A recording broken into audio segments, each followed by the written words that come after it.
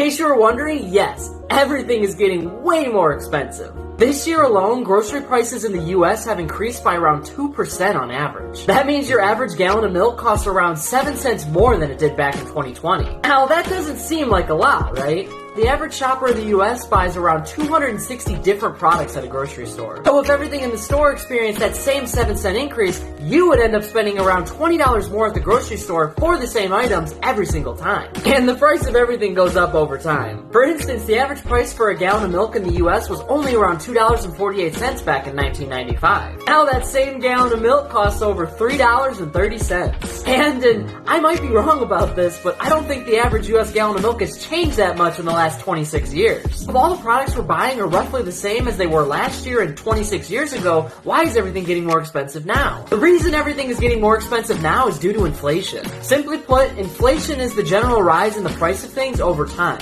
I'm sure you've heard your parents or grandparents say things like, "Back in my day, gas was under $1, or "movie used to cost only 10 cents when I was a kid." When your parents or grandparents say something like this, they're talking about inflation. But what actually causes the price of things to steadily rise over time? Well, there's a few different reasons. Inflation can affect a few different industries on an individual level, or inflation can affect an entire economy all at once. For example, production costs and demand can affect how a company will price a certain item. If the demand for an item is low, but the production costs to actually produce that item are high, then you can probably expect to pay a lot more for that item. However, if the opposite happens and the demand is very high for an item, but the production costs are low, then the item will probably be priced at a lower rate. This is because it's very easy to produce the item, which means more of them can be produced and more of them can be bought. And if everybody can buy the item, then the item's a lot less rare because everybody has it, or has the ability to have it. And remember the toilet paper pandemonium of 2020? Yeah,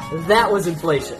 In addition, we're seeing the price of used vehicles skyrocket this year, as the price of a used car or truck is now 45% higher than it was last year. Again, this is due to temporary inflation. Supply chain issues and microchip shortages have made it very difficult to build new vehicles, so consumers are flocking to used vehicles. But there's not enough to go around. The demand's so high with the amount of used cars available, it's very difficult to buy a used car. This has sent the price of used vehicles up when typically vehicles will lose around 60% of their value after 5 years. But this type of inflation is not always steady and it fluctuates over time. Sometimes it'll rise and sometimes it'll fall. Like, we saw the housing market crash back in 2007 and 2008. And toilet paper has since returned to a normal price after hitting its record highs last year. We can also see inflation affect an economy as a whole. This is typically a slow progression, as it only causes the price of things to increase by around 2 to 3% every year. And there's a lot of reasons for this. Sometimes governments need to print more money than they did last year. Tariffs, which are taxes on imported and exported goods, can go up. And employment might drop, which means there may be an increase in wages nationwide. But the bottom line is this. Inflation will make the things you buy today cost more tomorrow. And if things start costing more, it'll now take more of your money to buy the same things. Hence the $20 increase at the grocery store. Inflation will actually bring the buying power of your money down, because $1 today won't be able to buy you the same thing as $1 tomorrow. Like I said, this typically happens slowly and over time, but this year has been a little different.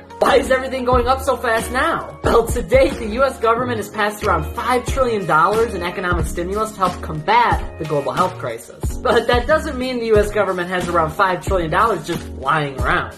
But to actually fund a measure like this, the U.S. government is going to need to print $5 trillion additional dollars. But here's the catch. The more money they print, the less your money is worth. This is because there's a huge supply of money, but less demand for it because everybody has more of it. Around 22% of all U.S. dollars were printed in 2020. So instead of the average inflation rate being around 2 to 3%, experts are now predicting it's more like 3 to 5%.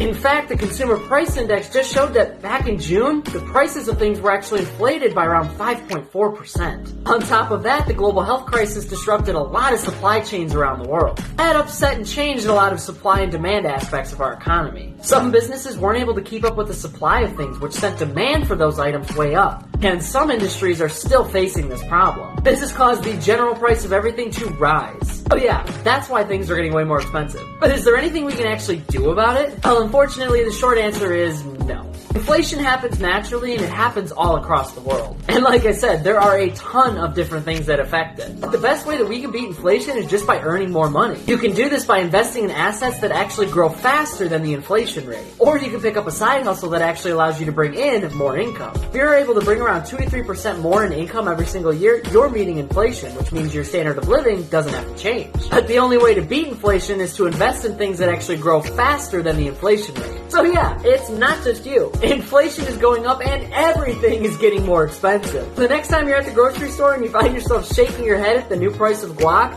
you'll no longer wonder why the price of things is going up. You'll just know